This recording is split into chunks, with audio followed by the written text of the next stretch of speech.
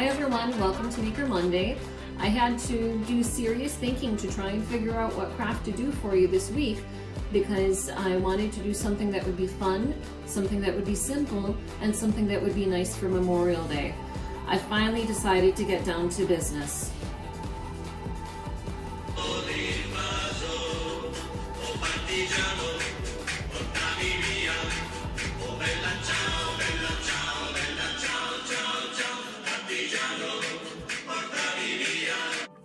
Okay, now that I have my get down to business done in my hair, I can show you the craft that I thought you might enjoy this week. The craft that I chose for this week was a very simple craft. This is making a clothespin wreath, a patriotic wreath for Memorial Day that's coming up soon. And the wreath is made out of a wreath form that you can find at any craft store. Most dollar stores carry them. This one was purchased for $1 at, I can't remember if it was Dollar Tree, Dollar General, Family Dollar, somewhere where everything was $1. So the wreath form that I used was $1. I ended up purchasing 2 packets of clothespins, which were $1 a piece, so that was $3. The paint that I used, I used spray paint, so it was a little bit more expensive. But you can use magic markers, you can use poster paint, you can use whatever you want to color in the clothespins. And then I did decorate this wreath with some of the adhesive little glitter stars that I happen to have at home.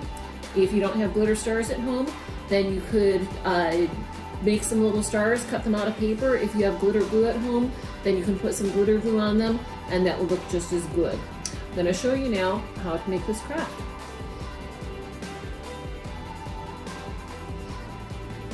The items that I used to make the clothespin wreath, for the most part, are pretty economical. The wreath form came from the dollar store. I believe it was Dollar Tree. It may have been Dollar General. Pretty much any dollar store or any craft store would have wreath forms like this. This happens to be a 14-inch form, so any of the numbers that I give you for clothespins, if you use a wreath form that's a different size, you'll want to adjust accordingly, that you will need either more or fewer clothespins. Like I said, this one was economical for me for only $1, so I went with a 14-inch because that's what I found at the store. At the same dollar store, I was able to find clothespins.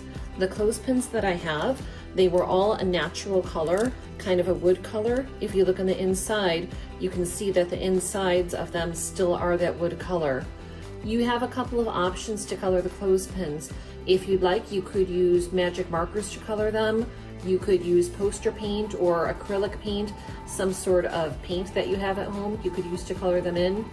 I actually decided, because it would be the quickest thing and I had the materials at home, that I would spray paint the clothespins that I had, because that was the quickest thing to do. If you were to opt to spray paint them, the colors that I used are all by Rust-Oleum. I used a gloss apple red. I used a white gloss color, and I used deep blue, which also happens to be gloss. To do them, to spray paint them, I took an old cardboard shoebox that I happen to have at home, and I took and put the clothespins all around the sides of the shoebox, and in their natural color, I put them all around the sides of the shoebox, and then I spray painted them in place. It was easy for me to turn the box over, turn it around, get the sides, all of that. So I was able to get most of the clothespin painted. This inside part of it, where you can see that it is not painted, you're really not going to see that in the finished project, so I'm not too worried about that. So that's how you do the clothespins. If you wanted, you could also spray paint or otherwise paint the wreath form itself. I decided just to leave it the black color that it came in, but it's up to you if you'd like to color it for this project or for any other clothespin project, you can do that. This project is great for for Memorial Day with the red, white, and blue colors, but you could also use it for just spring and Easter. You could do pink and green to make it kind of spring Easter looking. If you're a fan for football, things like maybe University of Michigan, maybe you would do it with a maize and blue color. If you were looking for fall colors, you could do it with oranges, yellows, reds, whatever you would like to do. So the way that I did mine is I grouped my red and white clothespins and I put them in groups of 5 around the perimeter, and then I took all of my blue clothespins and filled in whatever area was left. You can do it different ways. If you want to do your groupings in smaller amounts, say maybe 4 clothespins at a time, you can do that. If you want to do them in large amounts, you could take 1/3 of the wreath frame, you could do 1/3 of it red, about 1/3 of it in white, and then the final 1/3 of it in blue. There's no right or wrong way. It's whatever you think will look the best. I will show you right now what I did with mine by starting with the red. The first one that I put on, I'm going to grab with the clothespin the first 2 rungs on the wreath. So I'm going to put my clothespin in like so. The next one, I'm going to grab the 2nd and 3rd rungs. So I will put this in like so.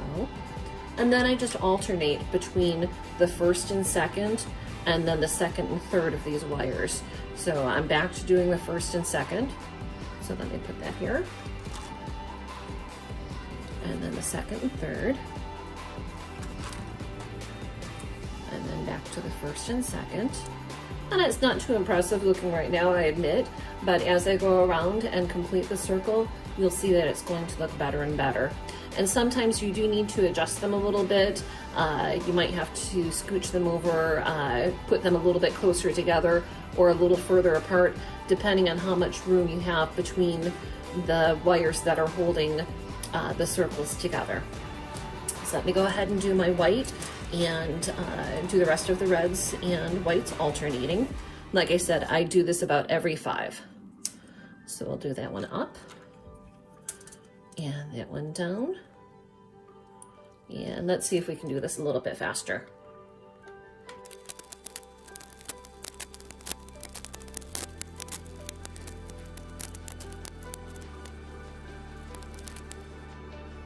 Okay, now you see I've got all of the clothespins on.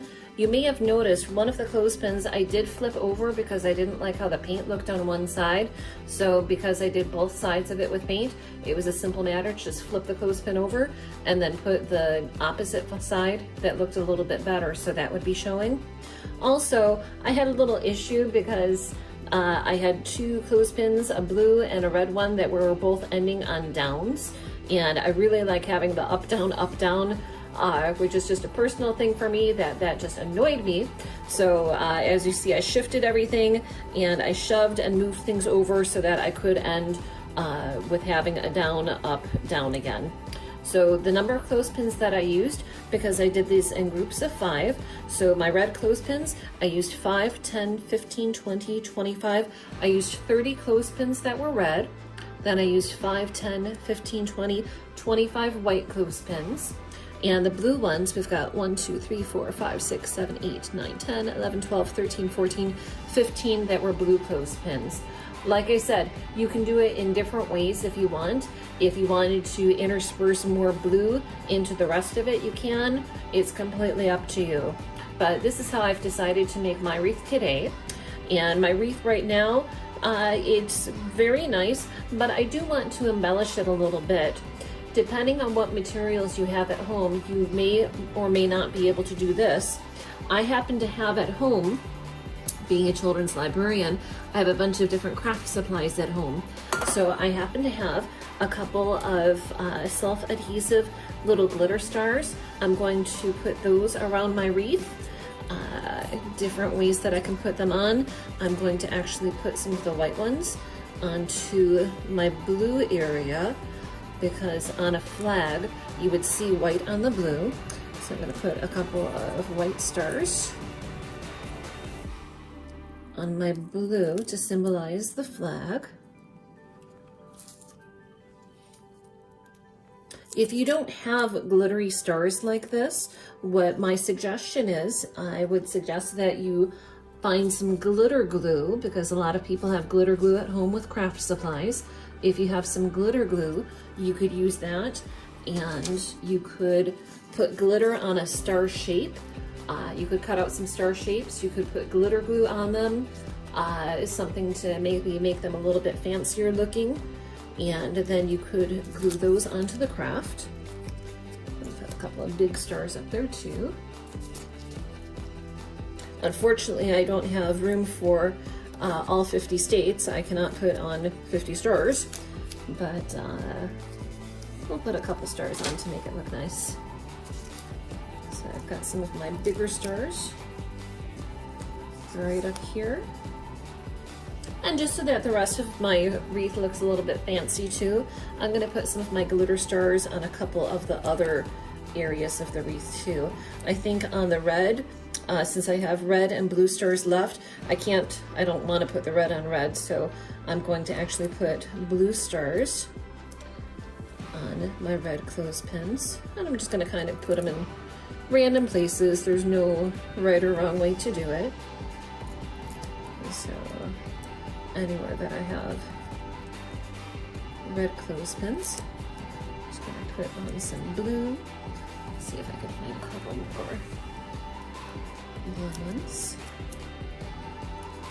So towards the bottom, the clothespin, and towards the middle. And then the red stars, I'm going to put some of the red glitter stars wherever I have white clothespins. And it's just one per grouping because I don't want it to be overwhelmed. But I do want it to look nice. So anywhere that I have white clothespins, a little bit of red on.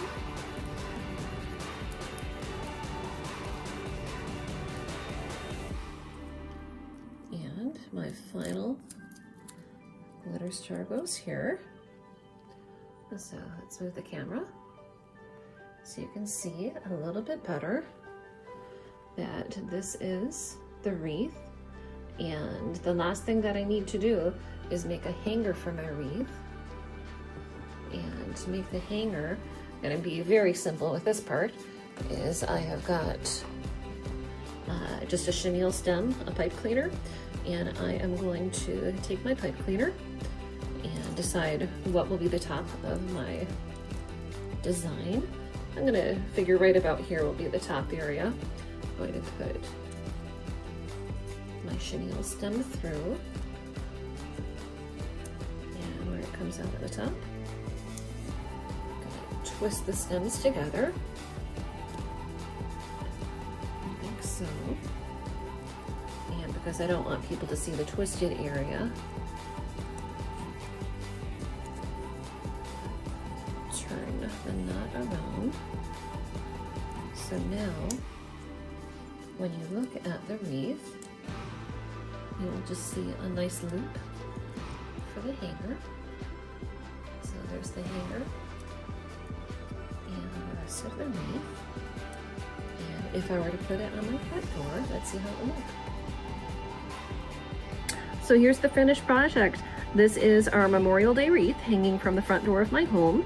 I actually have a wreath hanger on my front door, so I was able to utilize that. If you don't have a wreath hanger, if you have a little nail that you can put it on, always check with Mom and Dad before you pound any nails into doors. But if you have a little nail that you can hang it from, great. This is the Memorial Day project, our Maker Monday project, special for Memorial Day.